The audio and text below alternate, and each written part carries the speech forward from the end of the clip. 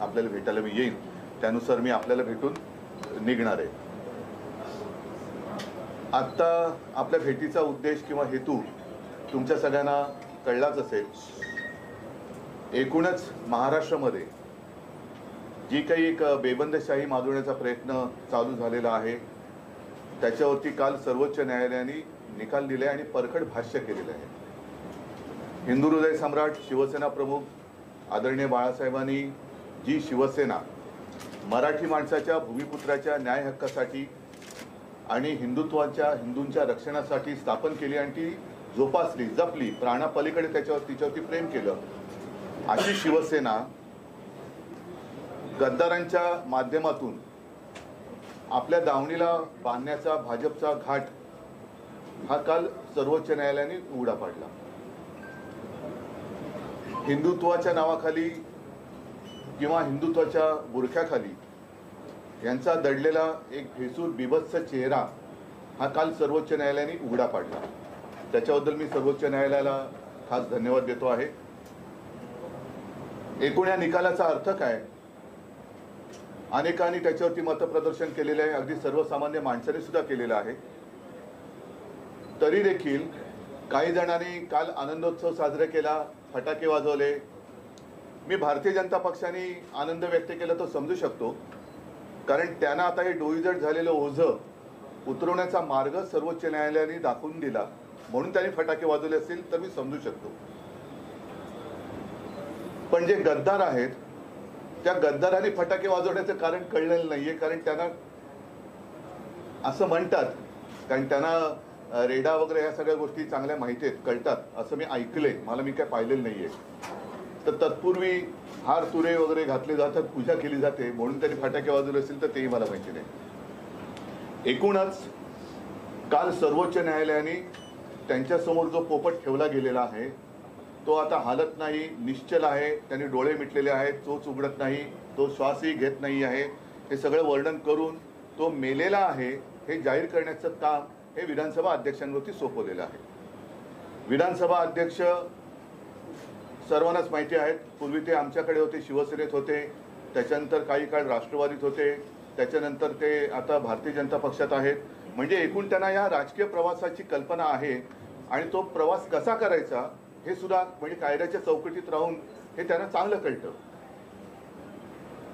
प्रश्न असा आहे की आता संपूर्ण जगात महाराष्ट्राची जी एक अवहेलना चाललेली आहे, महाराष्ट्र म्हणजे शौर्याचा, शूरांचा महाराष्ट्र, वीरांचा महाराष्ट्र, अगदी आपल्याकडच्या मराठ्यांचं वर्णन त्यावेळेला सुद्धा केलं गेलेलं आहे इतिहासामध्ये, त्या वर्णनाला साजेसं आत्ताचं काही वर्तन ह्या सत्ता पिपासूंकडनं दिसत नाहीये. महाराष्ट्राची आता ही बदनामी थांबली पाहिजे. या सगळ्या निकालपत्रात माननीय सर्वोच्च न्यायालयाने एक निरीक्षण असं नोंदवलेलं आहे की जर उद्धव ठाकरे यांनी राजीनामा दिला नसता तर त्यांना आज परत मुख्यमंत्री करता आलं असतं, पण त्यांनी राजीनामा दिल्यामुळे त्यांना पुन्हा मुख्यमंत्री करता येत नाही. याचाच अर्थ असा की आत्ताचं अस्तित्वात असलेलं सरकार हे पूर्णपणे बेकायदेशीर आहे. जर मी राजीनामा दिला नसता तर मला त्यांनी पुन्हा मुख्यमंत्री केलं असतं, म्हणजेच हे सरकार बेकायदेशीर आहे. मी माझ्या निर्णयावरती आज सुद्धा समाधानी आहे. मी माझ्यातल्या नैतिकतेला जागून राजीनामा दिला. याचं कारण मी काल आपल्याला सांगितलेलं आहे की ज्या लोकांना माझ्या वडिलांपासून म्हणजे माननीय शिवसेना प्रमुखांपासून अगदी मी सुद्धा माझ्या पक्षप्रमुख पदाच्या काळामध्ये सर्व काही भरभरून दिलं, सगळ्यात महत्त्वाचं म्हणजे आपलं मानलं, विश्वास दिला, त्या विश्वासघातक्यांनी माझ्यावरती अविश्वास दाखवावा हे मला कदापिही चाललं नसतं, चालणार नाही. आणि अशा विश्वासघातक्यांचं सर्टिफिकेट घेऊन मला मुख्यमंत्री राहण्यामध्ये काडीचाही रस नव्हता नाही. म्हणूनच मी राजीनामा दिला आणि त्याच्याबद्दल मी अत्यंत समाधानी आहे. आता काल जे काही घडलं त्याच्यावरती अनेक जण म्हणजे त्यांच्या चष्म्यातून ते बघू शकतात. म्हणजे आता मेलेला पोपट सुद्धा हातात घेऊन पाठीकडनं मिठू मिठू करणारी लोक आहेत, ती काल दिसली तुम्हाला. जीवदान मिळालं असेल तर ते तात्पुरतं आहे. एक रिझनेबल टाइम ज्याला म्हणतो तो रिझनेबल टाइम, त्याला सुद्धा मर्यादा आहेत. आणि मला असं वाटतं की आता महाराष्ट्राची ही अवहेलना थांबवली पाहिजे. जसं मी माझ्या नैतिकतेला जागून राजीनामा दिला तसंच आत्ताच्या ह्या बेकायदेशीर सरकारने राजीनामा दिला पाहिजे आणि मी राजीनामा दिला नसता तर मुख्यमंत्री झालो असतो, पण मला त्याच्यात स्वारस्य नव्हतं. मी आव्हान दिलेलं आहे, ते आव्हान आजही माझं कायम आहे की एवढे सगळे धिंडवडे निघाल्यानंतर, कोर्टाने सगळे कपडे लक्तर वेशीवर टांगल्यानंतर निवडणुकीला आपण सगळेजण सामोरं जाऊया. सर्वोच्च न्यायालयाचा निकाल त्यांनी दिलेला आहे. आता लोकशाहीमध्ये सगळ्यात शेवटचं न्यायालय हे जनतेचं असतं. त्या जनतेच्या न्यायालयामध्ये आपण जायला काय हरकत आहे? हा फैसला जो आहे तो जनतेवरती सोपूया आणि जे काय मांडायचं असेल ते जनतेसमोर मांडून आपण जनतेचा कौल स्वीकारूया. आणि म्हणून मला असं वाटतं की या निकालाचा कायदेशीर अर्थ त्याच्यामध्ये काय काय आहे हे अनिल परब, अनिल देसाई, अरविंद सावंत तिथे बसलेले आहेत. अनिल, या दोन्ही अनिलला मी खास धन्यवाद देतो, कारण त्यांनी खूप मेहनत घेतलेली आहे. दिल्लीमध्ये आमच्या वकिलांसोबत त्यांनी चांगलं एक संवाद ठेवला. दिल्लीतल्या आमच्या वकिलांना सुद्धा, अगदी कपिल सिब्बल, अभिषेक मनु सिंघवी, आमचे कामत आहेत, त्या सगळ्या टीमला मी धन्यवाद देतो की त्यांनी ही शिवसेनेची लढाई नाही. कपिल सिब्बल जे बोलले होते की हे जे काही मी बोलतोय ते कोणाच्या हार जितीसाठी नाही, तर देशातली लोकशाही जिवंत ठेवण्यासाठी मी लढतो आहे. आणि त्या लोकशाही जिवंत ठेवण्यासाठी मी अगदी नरेंद्र मोदीजींना, पंतप्रधानांना सुद्धा आवाहन करतो की ठीक आहे, आपले काही राजकीय मतभिन्नता ही आहे ती लोकांसमोर आपण मांडू, पण आपण आज देशाचे पंतप्रधान आहात. आपल्या देशामध्ये हा नंगा नाच जो सुरू आहे, बेबंदशाही जी सुरू आहे, त्यातनं देशाची तर बदनामी होतेच आहे, पण आपली सुद्धा बदनामी होते आहे. म्हणून आपण हे जे आपले बदनामी करणारी आपली लोक आहेत त्यांना चाप लावा. आणि पुन्हा एकदा सांगतो, देशात हिंदुत्व म्हटल्यानंतर नैतिकतेला महत्त्व आहे. त्या हिंदुत्वाचे धिंडवडे, आपल्या हिंदुस्थानचे धिंडवडे आणि मोदीजी आपल्या कारभाराचे सुद्धा धिंडवडे जगातल्या 33 देशात नाही, जगातल्या प्रत्येक देशामध्ये निघू नयेत अशी माझी एक आपल्याला विनंती आहे. आणि म्हणून अध्यक्ष महोदय त्यांच्या परीने निर्णय घेतीलच, त्यांना तो घ्यावाच लागेल, कारण ती चौकट सर्वोच्च न्यायालयाने आखून दिलेली आहे. आणि त्यांनी उलटं सुलटं काही केलं तर ज्याप्रमाणे आम्ही निवडणूक आयोगाच्या निकालाच्या विरुद्ध सर्वोच्च न्यायालयात पुन्हा गेलेलो आहोत, तसंच जर इकडे वेडवाकड झालं तर पुन्हा आम्हाला सर्वोच्च न्यायालयाचे दरवाजे उघडे आहेत. आणि त्याच्यानंतर जी काही बदनामी होईल ती मात्र मग यांना जगात तोंड दाखवायला जागा राहणार नाही. म्हणून मी पुन्हा एकदा सांगतो, आज तर अध्यक्ष महोदय परदेशात आहेत, त्यांनी लवकरात लवकर यावं आणि हा निकाल लवकर जो आहे सर्वोच्च न्यायालयाच्या निर्देशाप्रमाणे तो लावावा, निर्णय घ्यावा. आता मी अनिल तुम्हाला विनंती करतो की तुम्ही आपली जी काही निरीक्षण आहे सर्वोच्च न्यायालयाने दिलेली ती या माध्यमातून जनतेसमोर मांडावी. टेबल असेल.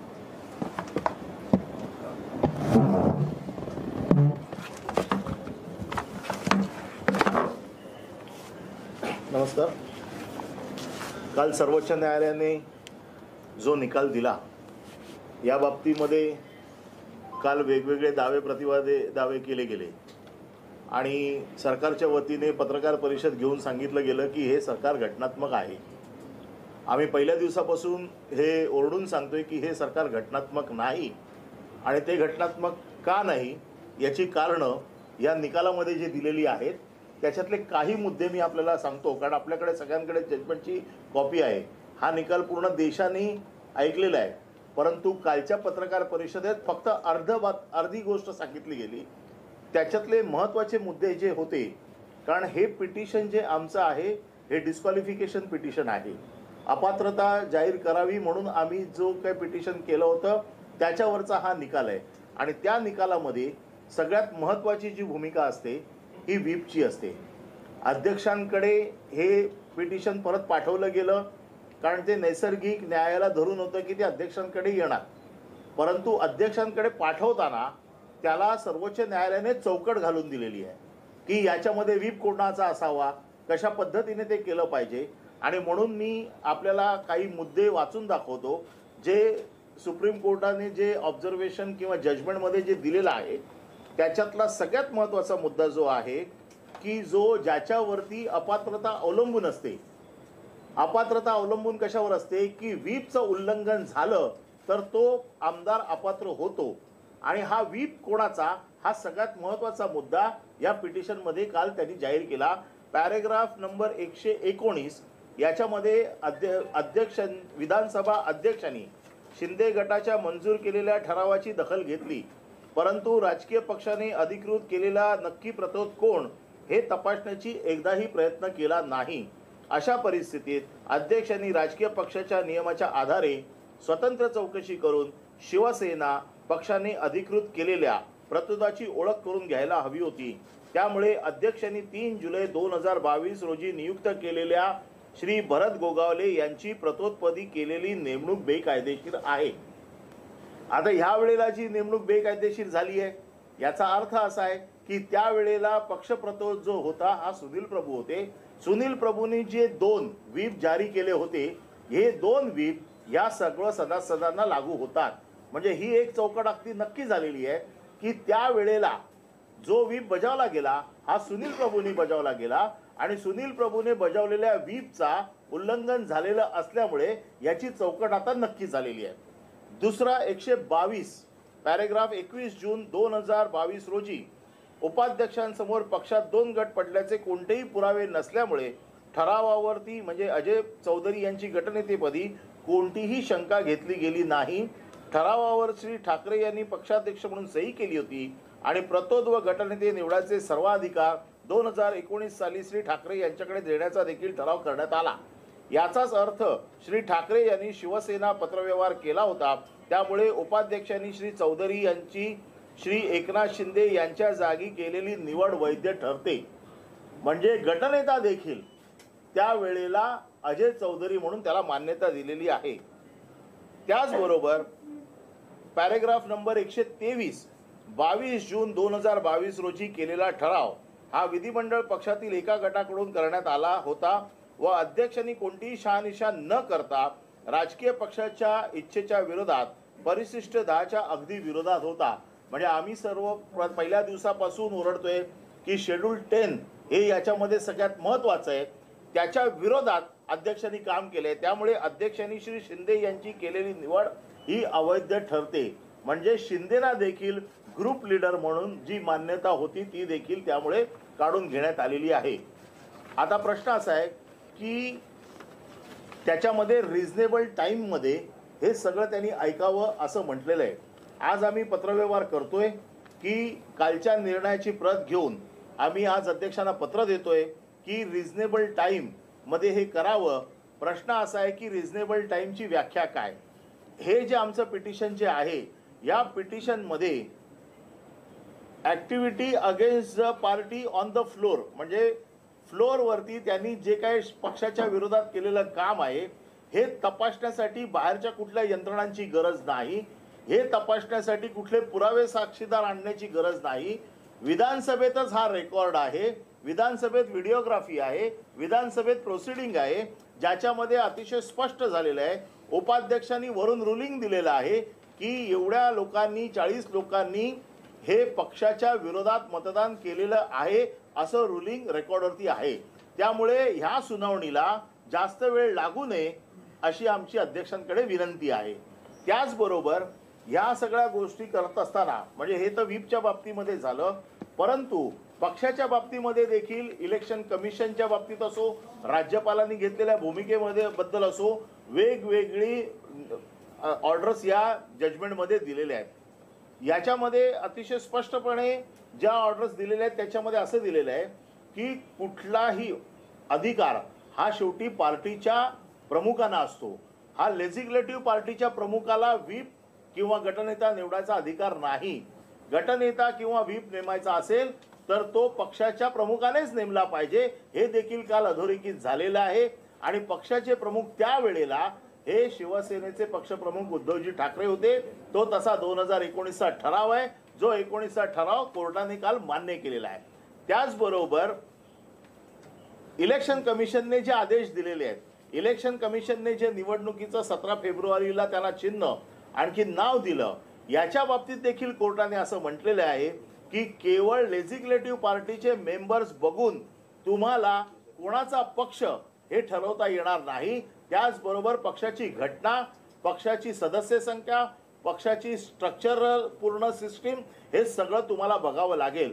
म्हणून आमचं जे सुप्रीम कोर्टात दुसरी याचिका दाखल केली आहे जी इलेक्शन कमिशनच्या आदेशाला चॅलेंज करणारी आहे त्याचा जवळपास सुतोवाच या जजमेंटमध्ये केलेला आहे। त्यामुळे जसं साहेबांनी सांगितलं की हे सरकार घटनाबाह्य आहे आणि ह्याचा अल्पावधीचाच फक्त कालावधी आता बाकी राहिलेला आहे. त्याचबरोबर राज्यपालांनी ज्या गोष्टी करायला नको होत्या, राज्यपालांनी प्रत्येक गोष्टीमध्ये तपासून घ्यायला पाहिजे होतं. प्रत्येक गोष्ट केवळ देवेंद्र फडणवीस आणि 7 अपक्ष आमदारांनी दिलेल्या पत्राच्या आधारावरती राज्यपालांनी अधिवेशन बोलवलं, राज्यपालांनी फ्लोर टेस्ट घ्यायला लावली. त्याच्यामुळे कुठलेही सबळ पुरावे न देता अशा प्रकारे राज्यपालांना अधिवेशन बोलवण्याचा अधिकार नाही, राज्यपालांना फ्लोर टेस्ट घेण्याचा अधिकार नाही. म्हणजे ह्या सगळ्या गोष्टी ज्या आहेत, आम्ही पहिल्या दिवसापासून सांगतोय की या घटनाबाह्य आहेत.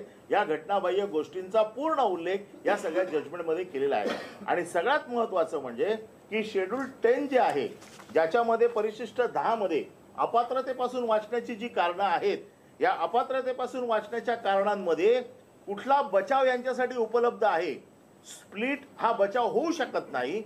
दोन गोष्टी नीट समजून घ्या. एका बाजूला इलेक्शन कमिशनने स्प्लिटच्या आधारावर पक्षाला त्यांना चिन्ह आणखीन धनुष्यबाण दिलं, ज्याच्यावरती सुप्रीम कोर्टने सांगितलं की तुम्हाला अशा प्रकारे फक्त लेजिस्लेटिव्ह पार्टीच्या मेंबर्सवरती तुम्हाला देता येणार नाही.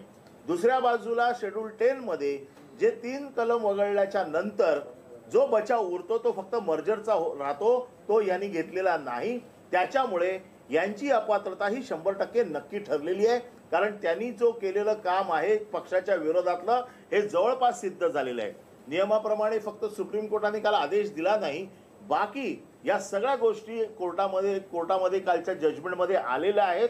मला असं वाटतं की या सरकारच्या बाबतीमध्ये ज्या काही घटना घडल्या होत्या, ज्या काही गोष्टी आम्ही व्यवस्थितपणे कपिल सिब्बल साहेबांनी, मनोज सिंघवी साहेबांनी, कामत साहेबांनी कोर्टाच्या समोर मांडल्या होत्या, या सगळ्या गोष्टींचा काल उहापोह झालेला आहे. त्याच्यामध्ये सगळ्या गोष्टींची दखल घेतली गेलेली आहे.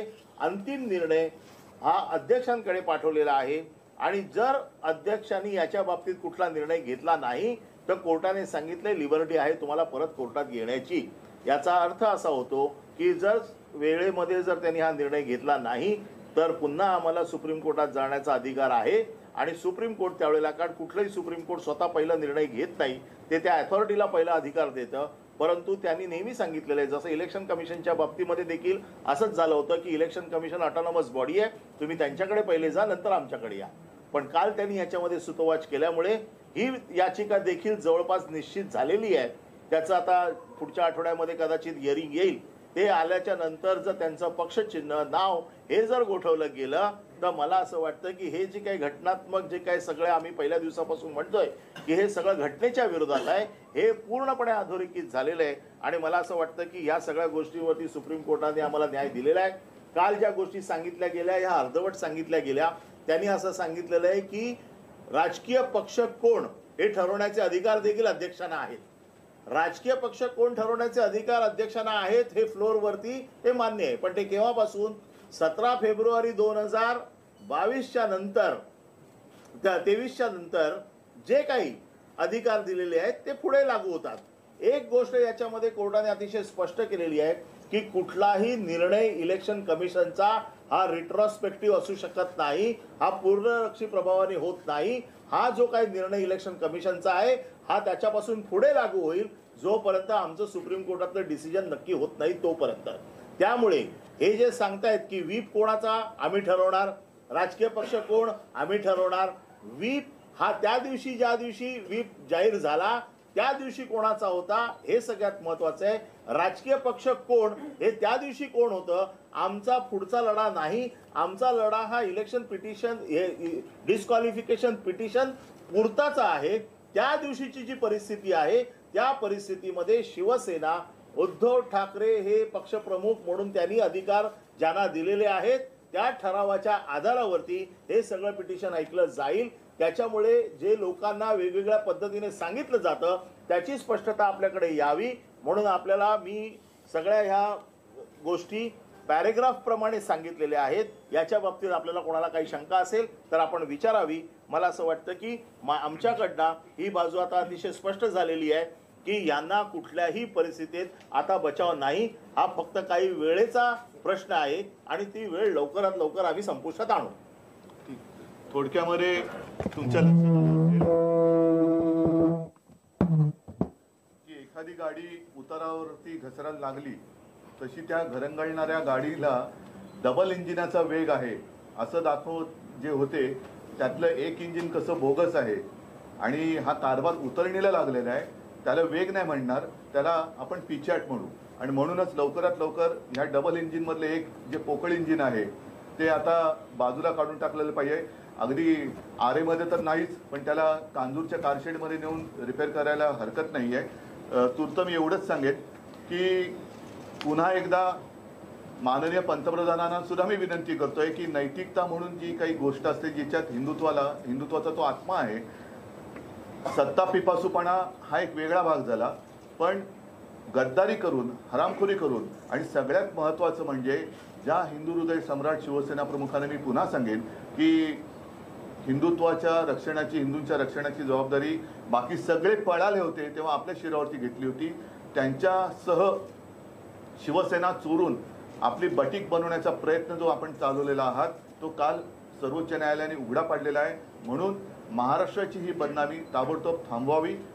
तातडीने या सरकारला पाय उतार होणं भाग पाडलं गेलं पाहिजे आणि लवकरात लवकर निवडणुका घेतल्या जाव्यात ही आमची मागणी आहे. रिझनेबल टाइम म्हणजे किती? कारण त्या मणिपूरच्या केसमध्ये आपण एक म्हणजे की 3 महिन्यामध्ये ते म्हणूनच म्हटलं की रिझनेबल टाईम. मणिपूरची केस, जिथे केस ही पूर्णपणे मेरिटवरती चालते, जिथे एव्हिडन्स लीड करावा लागतो, जिकडे बचावासाठी साक्षीदार आणावे लागतात, अशा गोष्टीला वेळ लागतो. परंतु ह्या केसमध्ये वेळ लागायचा प्रश्नच नाही आहे, कारण सगळे पुरावे आहेत. एकच आता याच्यामध्ये हा थोडासा किचकट विषय होऊ शकेल की राज्यपालांची कृतीच बेकायदेशीर ठरवलेली आहे. हो.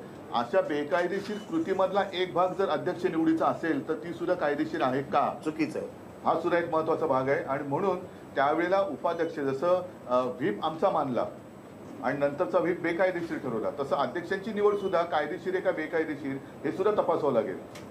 कारण हे सगळं जे अधिवेशन बोलवण्याची पद्धतच किंवा तिथूनच जर का या बेकायदेशीर घटनांची मालिका सुरू होत असेल तर त्या घटनांच्या मालिकेतील एक घटना ही अध्यक्षांची निवड आहे. आणि काल कोर्टाने मान्य केलं की ते बेकायदेशीर आहे, म्हणून असं तुम्हाला मुख्यमंत्री करू. हा बरोबर आहे. हा एक महत्त्वाचा मुद्दा आहे. म्हणजे कोर्टाने स्पष्ट जजमेंटच दिलेलं आहे की कोर्टाने जर काही मान्य नसतं केलं तर मला मुख्यमंत्री पद घोषित केलं गेलं असतं. हे कोर्टाने, सर्वोच्च न्यायालयाने नमूद केलं नसतं. उद्धवजी, काल मुख्यमंत्री उपमुख्यमंत्र्यांनी म्हटलंय, कारण तुम्ही जो मुद्दा वारंवार उपस्थित करता की नैतिकतेच्या आधारावर तुम्ही राजीनामा दिला.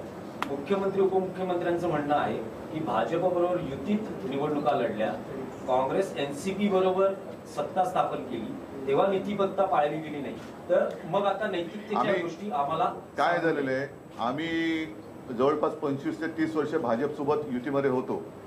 म्हणून ते म्हणतात ना ते की काय कोणा शेजारी काय बांधला, वाण नाही पण गुण लागला. तसा एक तो वाण नाही पण थोडा काळ गुण लागला असं त्यांना वाटत असेल. कारण काल नितीश कुमार आणि तेजस्वी येऊन गेले. त्यांचं सरकार यापूर्वी पण होतं, ते चाललेलं सरकार तोडून भाजप त्यांच्या संसारात घुसली होती. मुफ्ती मोहम्मद सईद बरोबर सुद्धा हिंदुत्व सोडून सत्तेचा पाठ पाडला होता. तर ही त्यांना जर का नैतिकता वाटत असेल तर त्यांचा प्रश्न योग्य आहे. राज्यपालांच्या या भूमिकेमुळे राज्यपाल एकच राज्यपालांचा जो काही एक रोल किंवा राज्यपालांची भूमिका ही अत्यंत घृणास्पद आहे. आणि म्हणून मी आपल्याशी बोलताना मागे एकदा बोललो होतो की निवडणूक आयुक्त हे नेमण्याची सुद्धा एक प्रक्रिया असली पाहिजे. जसं एक न्यायवृंद हा एक प्रकार आहे, तसंच निवडणूक आयुक्त नेमण्यासाठी सुद्धा एक प्रक्रिया पाहिजे. सुदैवाने किंवा योगायोगाने त्याच सुमारास सर्वोच्च न्यायालयाने त्याच्याबद्दलही निर्णय दिला आणि निवडणूक आयुक्त नेमताना सुद्धा कोण कोण त्याच्यात असले पाहिजेत ही एक त्यांनी नियमावली दिलेली आहे. तसंच राज्यपाल, एक तर राज्यपाल ही संस्था जर आपल्या घरगड्याप्रमाणे वापरली जात असेल तर ही संस्था बरखास्त करायला पाहिजे. कारण आम्ही म्हणजे राजकारणी लोक हे लोकप्रतिनिधी असतात. त्या लोकप्रतिनिधीमध्ये हा वरून लादलेला माणूस जर आपली मनमानी करणार असेल तर ही पदं शोभेची पदं नाही आहेत, तर ती उपद्व्यापी पदं आहेत. तर ती राज्यपाल संस्था एकतर बरखास्त करावी. अन्यथा राज्यपाल कोण असावे, राज्यपाल नेमण्यासाठी सुद्धा अगदी राष्ट्रपतींचा तो अधिकार असला तरी तो कोण गाजवतोय हे गेले 70-75 वर्ष आपण पाहतो आहोत. तर राज्यपाल नियुक्ती करताना सुद्धा एक काहीतरी नियमावली किंवा एखादा जसं कोलिजियम किंवा न्यायवृंद आहे त्याप्रमाणे एक संस्था असायला पाहिजे. आणि हे राज्यपाल पूर्वाश्रमीचे कोणत्या पक्षाचे कार्यकर्ते आहेत का? आत्ताचे सुद्धा राज्यपाल जे होते आता कोश्यारी, ते इथून गेल्यानंतर बरोबर त्यांचा संघाच्या पोशाखामध्ये वेशामध्ये फोटो आला. असे जर का कार्यकर्ते, संघाचे कार्यकर्ते, पक्षाचे कार्यकर्ते राज्यपाल म्हणून आपल्याकडे नसलेल्या राज्यात नेमून तिकडे हे उपद्व्याप होणार असतील तर मग या कारभाराला काहीच अर्थ नाही आहे. खरी ही यंत्रणा खूप चांगली आणि आदरपूर्वक असायला पाहिजे. जी पूर्वी होती पण ही या लोकांनी केवळ आपल्या हव्यासापायी तिची बर्बादी करून टाकलेली आहे. म्हणून जोपर्यंत आणि जोपर्यंत या राज्यपाल नियुक्तीवरती काही एखादी नियमावली येत नाही, मला असं वाटतं तोपर्यंत सरळ राज्यपाल पदच रद्द करावं. कारण दिल्लीमध्ये सुद्धा हा अत्यंत महत्वाचा निर्णय सर्वोच्च न्यायालयाने दिलेला आहे, काल दिलेला आहे, की तिकडे नायब राज्यपाल यांची जी काही लुडबुड चालते ती लुडबुड तिला बुच लावलेलं आहे. साहेब, तुम्हाला असं वाटतं का की जाऊन अध्यक्ष हे वेळखोपणा करतील? कारण जसं तुम्ही निवडणूक आयोगाच्या चॅलेंज केलेलं आहे, जोपर्यंत सर्व नाही अध्यक्ष, मी तुम्हाला म्हटलं ना, अध्यक्षांना कायद्याच्या चौकटीत राहून पक्षांतर कसं करावं याचा चांगला अनुभव आहे. त्यांच्या एवढा अनुभव कदाचित कोणाला नसेल, पण बेकायदेशीर पक्षांतर झालेले आहे आणि ते क्लिअर कट सर्वोच्च न्यायालयाने, कारण आपले अध्यक्ष महोदय हे वकील सुद्धा आहेत, त्याच्यामुळे कदाचित इतरांपेक्षा त्यांना कायदा कळत तरी असावा. तर त्यानुसार ते जे काय लिहिलेलं आहे, नाहीतर आम्हाला पुन्हा सर्वोच्च न्यायालयात जावं लागेल. पक्ष हा किती बहुसंख्य आमदारांची संख्या किती आहे यावर ठरेल असं निकालात असं नाही म्हटलेलं, असं म्हटलेलं नाही. तेच तर आहे. नाही, राजकीय पक्ष हे बहुसंख्य किती आमदार आहेत यावर ठरणार नाही असं निकालात म्हटलेलं आहे. तुम्ही आधी उलट बोलला.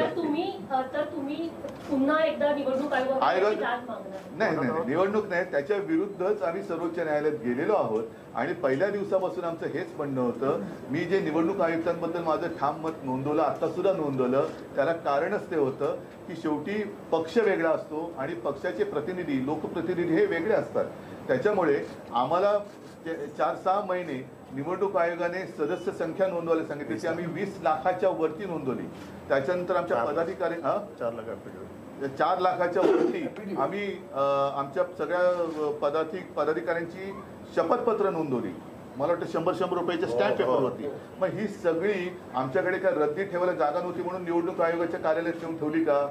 मग त्या ढिगाऱ्यावरती बसून निवडणूक आयुक्त हा निकाल देतात, हे चुकीचं आहे. म्हणजे त्यांना तुम्हाला बसायला खुर्ची नव्हती म्हणून आमच्याकडनं ही कागदाची ढीग मागवली का, की आता त्याच्यावरती बसून मी निर्णय देतो? तर हे असे बोगस सगळी लोक, त्यांना कुवत नसताना पदं दिली जात आहेत आणि आपल्या मजदुराप्रमाणे, आपल्या मर्जीप्रमाणे त्यांच्याकडनं कामं करून घेतली जात आहेत. त्याच्यामुळे काल सुद्धा नितीश कुमार जे आले होते की या देशाचा जो आत्मा आहे लोकशाही, तो जिवंत ठेवला पाहिजे.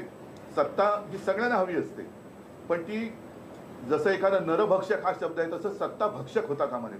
आमदार अपात्रतेचं प्रकरण हे सुरुवातीला विधानसभा उपाध्यक्ष नरहरी झिरवळ यांच्याकडे होते, त्यानंतर तुमचे व्हीप आलं, त्याच्यानंतर राज्यपालांनी बहुमत चाचणी केली आणि त्यानंतर विधानसभा अध्यक्षांची निवड झाली.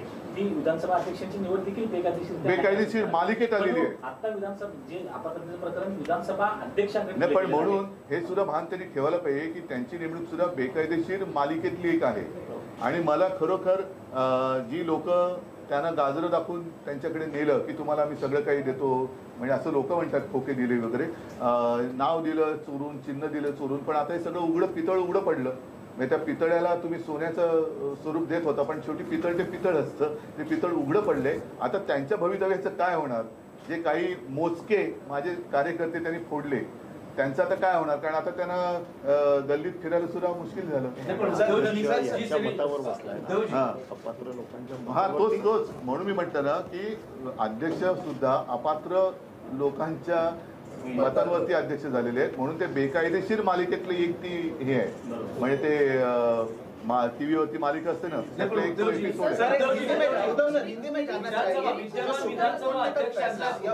जो ऑब्जर्वेशन थे वो बहुत कड़े थे, लेकिन जो फैसला है वो स्पीकर को लेने कहा गया है. टाइम फ्रेम की बात कही गई है, आप लोग इसके लेकर पत्र लिख रहे हैं, कितना टाइम फ्रेम की मांग आप कर रहे हैं? साथ ही साथ राज्यपाल को लेकर कई सारी चीजें कही गई, लेकिन उसको कोई पनिशमेंट या उससे लेकर कुछ नहीं कहा. त्याच्यात मैं जरूर बात करूंगा, लेकिन जो आपने सवाल पूछे उसका ठीक से उत्तर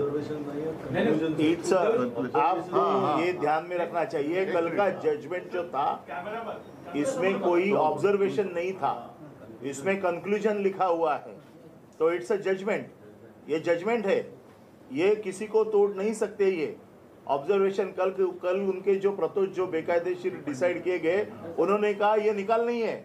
मतलब इतनी भी अगर किसी को जानकारी नहीं है, ऐसे आदमी को अगर प्रतोष करेंगे तो पार्टी की क्या हाल हो सकती है आप जान दो। उसके अलावा जो ऑब्जर्वेशन में लिखा हुआ है, तो आप जो कहते हैं कि रीजनेबल टाइम, हम तो मांग करेंगे 15 दिन के अंदर ये डिसाइड होना चाहिए, क्योंकि इसमें कोई जांच पड़ताल करने की कोई बात नहीं है। सब रिकॉर्ड अवेलेबल है, उसको सिर्फ चेक करना है और डिसीजन देना है। मुझे ऐसे लगता है कि जैसे साहब ने बताया कि राहुल नार्वेजीकर को ये सब चीज़ें मालूम है, और उनकी भी जो अपॉइंटमेंट है, ये जो 39 लोग जो डिस्क्वालिफिकेशन के अम्ब्रेला के नीचे है, इनके वोट से हुई हुए हैं। अगर उनके वोट जिस दिन अपात्र हो जाएंगे उस दिन अध्यक्ष भी चले जाएंगे। नाही, पण उद्धवजी एवढी सगळी ताशेरे वगैरे सगळं ओढलं तरी विधानसभा अध्यक्ष म्हणून राहुल नार्वेकर त्यांना काही बेकायदेशीर ठरवलेलं नाही, त्यामुळे निर्णय त्यांच्याकडेच आहे। त्याच्यामध्ये पुन्हा एक गोष्ट लक्षात घ्या की अध्यक्षांच्या अधिकारावरती नवीब राबिया केस ही अवलंबून होती। त्या केसचा रेफरन्स 7 बेंचच्या जजेसकडे गेलेला आहे, म्हणून याच्यावरती आता भाष्य करणं योग्य होणार नाही। ते आम्ही नवीब राबिया केस ज्या वेळेला सुनावणीला येईल त्याच्यावरती करू। परंतु अपात्रतेचा मुद्दा ज्या दिवशी जाहीर होईल त्या दिवशी आपोआप अध्यक्षांना जावं लागेल, कारण अध्यक्ष हे 40 लोकांची मतं घेऊन अध्यक्ष झाले। ही 40 मतं जर वजा केली तर ते अध्यक्ष होऊ शकत नाहीत। त्याच्यामुळे अध्यक्षांचे अधिकार, कारण नवीब राबिया केसमध्ये जे म्हटलेलं आहे की ज्या अध्यक्षांवरती अविश्वासाचा ठराव आहे किंवा जे डिस्प्यूटमध्ये अध्यक्ष आहेत त्यांना हे अधिकार आहेत की नाही। परंतु जसं साहेबांनी सांगितलं की ही जी बेकायदेशीर वृत्त्यांची मालिका होती त्याच्यातला एक एपिसोड जो आहे ही अध्यक्षांची निवड आहे, हे सगळं जर अवैध असेल तर अध्यक्ष कसे वैध होऊ शकतात हा मुद्दा परत आम्ही कोर्टामध्ये विचारणारच आहोत। पण त्याचबरोबर कोर्टाने दिलेल्या निर्णयाचा आदर करून आम्ही आता कोर्टाने सांगितले ना तुम्ही अध्यक्षांकडे जा, तर आम्ही पहिले अध्यक्षांकडे जाऊ। कोर्टाच्या निर्णयाचा पूर्ण आम्ही निर्णयाचा आदर करून आम्ही अध्यक्षांकडे जाऊ। पण त्याचबरोबर हा अध्यक्ष अवैध कसा आहे, हा बेकायदेशीर कसा आहे याची वेगळी दाद देखील आम्ही मागू।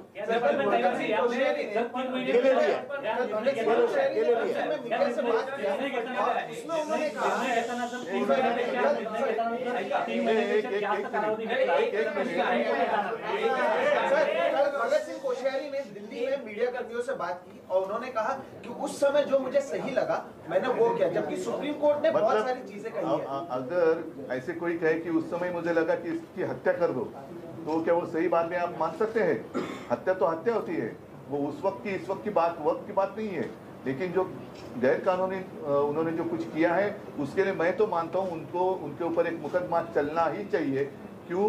इसलिए कि इसका मतलब ये नहीं कि राज्यपाल महोदय किसी कानून इसमें आते नहीं, इसलिए वो अपनी मन मर्जी जो कुछ आहे मेरी मर्जी, ये कोई पिक्चर का गाणं नाही आहे। ह्याच्यामध्ये हे बेकायदेशीर सरकार स्थापन करून त्यांनी महाराष्ट्राच्या जनतेची फसवणूक केलेली आहे। त्याच्यामुळे माझं तर मत आहे त्यांच्यावरती फसवणुकीचा दावा ठोकला गेला पाहिजे। मग त्याच्यात ते 420 असेल काय असेल तो बघा, पण ही अशी माणसं हे राज्यपाल पदाची अवहेलना करतायत, त्याच्यामुळे एकाला शिक्षा झाली तर उद्या असं कोणी करण्याचं धाडस करणार नाही। कारण जेव्हा पदाची शपथ घेतली जाते तेव्हा घटनेवरती हात ठेवून ती शपथ घेतली जाते, आणि त्याचाच जर का तुम्ही भंग करणार असाल म्हणजे पद घटनात्मक आहे पण कृत्य घटनाबाह्य आहे, तर समर्थन कसं होऊ शकेल? म्हणून त्यांना काय सर्व गुन्हे माफ करू शकतो आपण? नाही करू शकत। उद्धवजी, सर्वोच्च न्यायालयानं जे म्हटलं आहे की आज काय परिस्थिती आहे त्यावर निर्णय दिला जाईल। जे आधी घडलं घड्याळाचे काटे उलटे फिरवता येणार नाही असं त्यांनी म्हटलेलं आहे। नाही, आपण दुरुस्त करतो। आपल्याला सर्वोच्च न्यायालयाने असं म्हटलेलं नाही। सर्वोच्च न्यायालयाने असं म्हटलेलं आहे हा व्हीप ज्या वेळेला, हे तुम्ही पुन्हा एकदा समजून घ्या, सगळी गल्लत लोक तिथेच करतायत। आज काय आहे त्याच्यावर नाही आहे। ज्या दिवशी हे हा विषय डिस्क्वालिफिकेशन पिटिशनचा आहे, ज्या दिवशी डिस्क्वालिफिकेशन पिटिशनच्या वेळेला राजकीय पक्ष कुठला होता, त्याचे अधिकार काय होते, त्याचा व्हीप काय होता, आज जर असला असतं तर आज त्यांचा व्हीप आहे, आज त्यांचा गटनेता आहे, अध्यक्ष आहे, मग हे सगळं करण्याचा उपयोगच नव्हता। पुन्हा पुन्हा सांगतोय की हे सगळं प्रकरण डिस्क्वालिफिकेशन पिटिशनशी संबंधित आहे। त्यामुळे इथे जो काही नियम लागला जाईल हा डिस्क्वालिफिकेशन पिटिशन ज्या दिवशी आलं किंवा व्हीप ज्या दिवशी गेला त्या दिवशीची परिस्थिती काय आहे हे आणि कोर्टाने इलेक्शन कमिशनचे पण जे निर्णय आहेत हे रिट्रोस्पेक्टिव्ह करता येणार नाही असं स्पष्ट म्हटलेलं आहे. त्याच्यामध्ये त्यांनी पहिलं असं म्हटलं की मी आल्यावर पहिला निर्णय राजकीय पक्ष कोणाचा यावर तो आता 17 फेब्रुवारीच्या नंतरचा 17 फेब्रुवारीच्या नंतर कुठला राजकीय पक्ष विधानसभेत ठरवायचा हा त्यांचा अधिकार आहे. आम्हाला त्याची चॅलेंज करायची गरज नाही. परंतु डिस्क्वालिफिकेशन पिटिशन ज्या दिवशी फाईल झालं किंवा व्हीप ज्या दिवशी गेला त्या दिवशी राजकीय पक्ष कोण होता हा मुद्दा महत्वाचा आहे. आणि एक मिनिट, आणि त्यांनी समजा त्या पक्षाला ओळखलं, म्हणजे ओळख कोणाची तो ओळख, तर त्याचं त्या पक्षाचं आयुष्य 17 फेब्रुवारी तर ते अपात्र होईपर्यंतच राहील. आणि सगळ्यात आणखीन एक महत्वाचा मुद्दा, ज्या वेळेला त्यांनी त्यांचा व्हीप आणि गटनेता नामंजूर केलेला आहे अशा वेळेला तो गटनेता मुख्यमंत्री राज्याचा होऊ शकत नाही. बरोबर. होता कामा आणखीन एक नये. सगळ्यात महत्वाची गोष्ट, परिशिष्ट 10 मध्ये जे म्हटलेले की जेव्हा 2 गट होतात त्याचा निर्णय होईपर्यंत कुठलाही पक्ष हा पक्ष माझा आहे असं म्हणू शकत नाही. हे देखील काल कोर्टाने स्पष्ट केलं. चला आपण मला असं वाटतं ऐका एक मिनिट म्हणजे अभी निकलना है. प्रधान से आपने एक जो है अपील की है इस सरकार को लेकर, आपने कहा है हिंदुत्व का आपने हवाला दिया. उस अपील के बारे में मैं प्रधानमंत्री जी से विनती करना चाहता हूँ. ठीक है, राजनीति जो भी है वो अपनी जगह है, लेकिन सवाल देश की प्रतिमा, हिंदुत्व की प्रतिमा और हमारे अपने महाराष्ट्र की प्रतिमा का है, जिसकी बदनामी पूरे विश्व में हो रही है. और आज देश के प्रधानमंत्री जी मोदी साहब है, पूरे विश्व गुरु है, विश्व में वो पूरा विश्व उनको जानता है. तो उनके नेतृत्व में अपने देश में ऐसा गलत कारोबार हो रहा है, ये अपने लिए और उनके लिए शोभा देने वाली चीज़ नहीं है. और इसलिए मैं उनको रिक्वेस्ट कर रहा हूँ कि आपके कार्यकाल में ऐसे बदनामी करने वाले लोगों को आप रोकिए और महाराष्ट्र की सरकार जो है उसको इस्तीफा देने के लिए कह दीजिए और हम जनता के दरबार में जाएंगे.